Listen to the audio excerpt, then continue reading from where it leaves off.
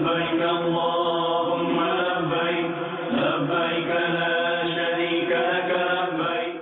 پہلے دن کی رمی کرنے کے بعد جیسے ہی حاجی اپنے خیمے میں پہنچتا ہے اس کا دل مچل رہا ہوتا ہے، بعض حاجیوں کا، سب کا نہیں، بس یہ کسی طریقے سے احرام سے باہر ہونا چاہتا ہے، بس احرام سے باہر آ کے میں غسل کروں، دوسرے کپڑے پہنوں اور ریلیکس ہو جاؤں، احرام کی پابندیاں ختم ہو جائیں.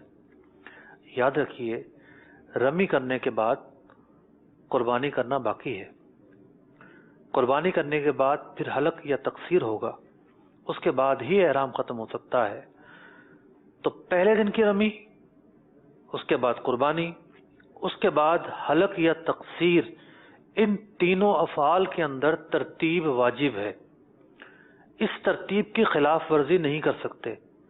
آئیے اس ترتیب کے واجب ہونے کے تعلق سے کیا احکام ہے اور خلاف ورزی پر کیا صورت لازم آتی ہیں، اس حوالے سے دیکھتے ہیں ایک معلوماتی پیکج.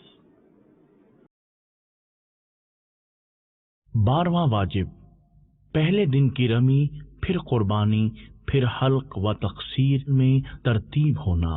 مختصر تشریح، حاجی 3 قسم کے ہیں. ان میں سے حج افراد کرنے والے پر قربانی واجب نہیں، جبکہ حج قران اور حج تمتع کرنے والے پر قربانی واجب ہے. لہذا قارن اور متمتع حاجی سب سے پہلے 10 ذو الحجہ کو یعنی پہلے دن کی رمی اپنے وقت میں کرے گا، پھر قربانی کرے گا اور اس کے بعد حلق یا تقصیر.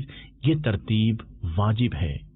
البتہ حج افراد والے پر قربانی واجب نہیں. اس پر 2 چیزوں میں ہی ترتیب واجب ہے کہ پہلے رمی کرے گا پھر حلق یا تقصیر. واضح رہے کہ 12 کی غروب تک قربانی کا وجوبی وقت ہے، یعنی ایام نہر کے پورے وقت میں پہلے دن کی رمی کے بعد جب بھی قربانی کرے جائز ہے. البتہ حلق یا تقصیر کا بھی 12ویں کے غروب سے پہلے ہونا ضروری ہے. لہذا حلق یا تقصیر سے پہلے احرام نہیں کھول سکتا. قارن اور متمتع پہلے دن کی رمی کر کے قربانی کرے گا، پھر حلق یا تقصیر سے فارغ ہوگا. اس ترتیب کا لحاظ رکھنا واجب ہے. اگر رمی کے بعد قربانی سے پہلے حلق یا تقصیر کر لی، یا قربانی پہلے دن کی رمی سے پہلے کر دی، یا حلق یا تقصیر ان دونوں اعمال میں سے کسی سے پہلے کر لیا تو ترتیب کا واجب ادا نہ ہوا.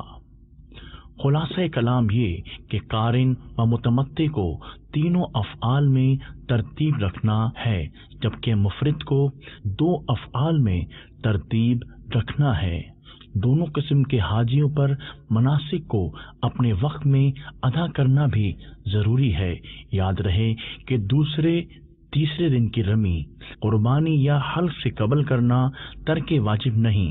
مثلا پہلے دن قربانی نہ ہو سکی، حالت احرام ہی میں ہے، دوسرا دن آ گیا تو دوسرے دن کی رمی اپنے وقت میں کرنے سے مذکورہ ترتیب پر کوئی فرق نہیں پڑے گا.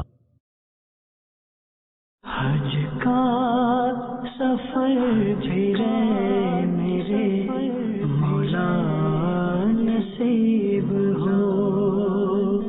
رمی، قربانی اور حلق میں ترتیب ترک کر دی تو کیا حکم ہوگا؟ نمبر 1، قارن یا تمتع والے نے پہلے دن کی رمی، قربانی اور حلق و تقصیر میں ترتیب نہ رکھی، یوں ہی حجی افراد والے نے رمی اور حلق و تقصیر میں ترتیب نہ رکھی تو دم واجب ہوگا.